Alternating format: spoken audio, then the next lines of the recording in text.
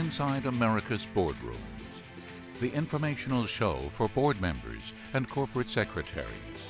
Brought to you with knowledge partners NASDAQ, the Center for Audit Quality, and PwC.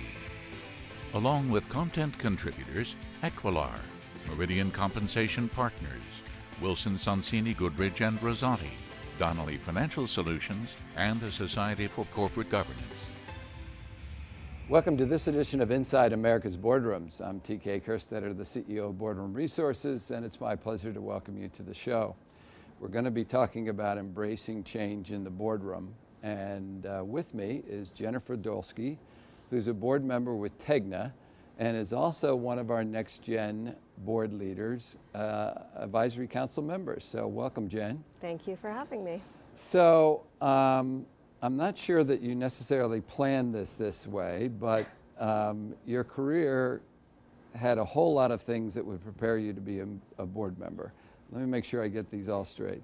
First of all, you enjoyed a great digital career with trailblazing companies, somebody like Yahoo, and then co-founded and built a digital company called Dealmap, which you sold to Google. I assume you cut your teeth on serving on the board of Move Inc., that was sold to News Corp. After selling Dealmap and leaving Google, you joined Change.org as president for over 4 years and are now passing all that knowledge on as an author. That's so right. Talk about how all those experiences, even at a very young age, sort of molded you and prepared you to be a board member. Sure. So I think there are three key things that mattered when you add it all up. The first is gaining experience. And so you're right that over time I gained a variety of experiences through having roles in different functions. I spent the first part of my career in marketing, as an example, where I learned every aspect of both brand marketing, digital marketing, market research, how to deeply understand customers, et cetera.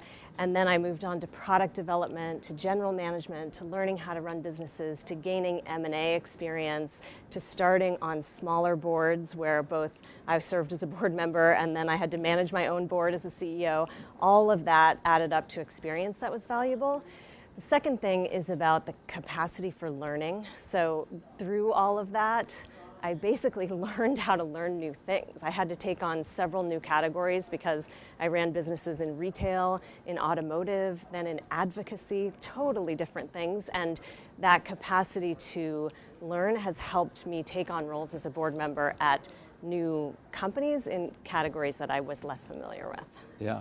One of the things when I looked at all of your background, you always seemed to be a huge proponent of change, or at least the spirit of change, and about how somebody goes about doing that. So talk a little bit about, let's take that sort of challenge to the boardroom, where change is necessary, and you may be in the minority of wanting to do that, or just a minority, period. General, okay? Right. Yeah. Explain how you go about doing that and what advice you might give. Yeah, so this is interesting. I'm actually writing a book on this topic right now, as you mentioned, about how leaders can be more effective when they see themselves in a way as movement starters, people who rally others around common purpose. And the key aha that I had when I joined Change.org is that unexpected people, the people you would least expect to create these major changes in the world, were able to do it because they had the same leadership techniques as people that I've seen run large companies or serve on boards. And the key factors that you use to drive change in the world would be the same as what you would use to drive change in the boardroom.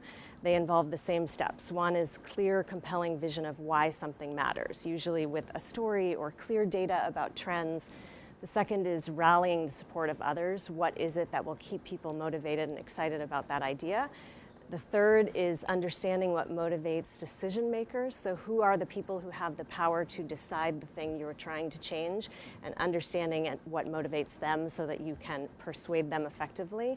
And the third is the fourth, is just sheer determination. I sometimes say, can you outlast the people you are trying to persuade? the key on the board side when you're trying to do this is to remember what the role of the board is, because boards are there to shepherd success and also to prevent and watch out for risk. When you're trying to suggest a new idea, you want to be careful about not overstepping your role into what management should be doing. And the places I see as more relevant are around if you see something that you feel is a big problem or a big risk area for the company, that's where being more persistent about change makes sense. Well, we're just going to have to wait for the book to find out all the details for that. Any projection on when this is? It looks like it will be spring, sort of mid-2018 it'll come out. Do you like how I put the pressure on you? Yeah, that's right. Having to pick a time? Yeah. So you served on your first public board at 39, 40, something in that area, and certainly 20 plus years younger than the average people that were serving on the board.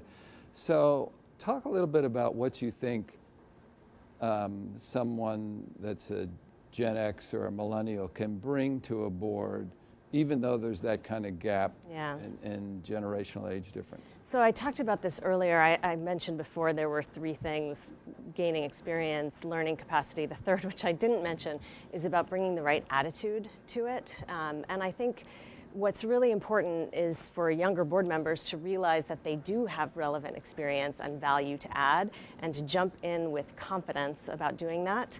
And I have a saying that I use sometimes that says, the first time you do anything, you've never done it before. It is literally true of everything from walking to, going to college to becoming a CEO, and it's true of being a board member too. And it means that every other person in that room also had their first day as a board member at a public company at some point. And if you can believe in yourself and have confidence in the value you have to add and not wait to contribute, start right away by talking about your experience and adding value, it helps. The second thing is to be open to feedback, because another saying I use is even the best athletes in the world have coaches, right? It's really helpful for all of us to be coached, and that means being open to feedback from others, and also being willing to share your feedback with other members of the board can make you a more valuable board member. So what's interesting about TEGNA, the board you serve on, since we're talking about diversity of age, what's interesting about TEGNA is that is a very diverse board. I believe it's one of the few that has at least 50% women on the board. So have you found that to be unique? And the previous board I served on was not that way. I was one of 2 women on the board, and TEGNA, you're right, has more than 50% women, which has been fantastic. I think, to me, diverse boards are better just because the sheer number of ideas that you get around the table, whether it is gender, age, ethnicity, category, experience, it just makes for a better process and better ideation. Well, we certainly appreciate that you've taken the time to help us with the next gen board leaders. Good luck with the book. Thank you. And that will conclude this edition of Inside America's Boardrooms. We hope you enjoyed the show. We'll be back again next week when we take a look at another critical topic that'll help you be a better board member or committee member. So we'll see you then.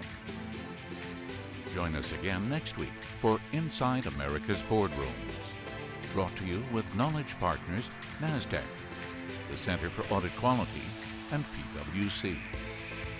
Along with content contributors Equilar, Meridian Compensation Partners, Wilson Sonsini Goodrich and Rosati, Donnelly Financial Solutions, and the Society for Corporate Governance.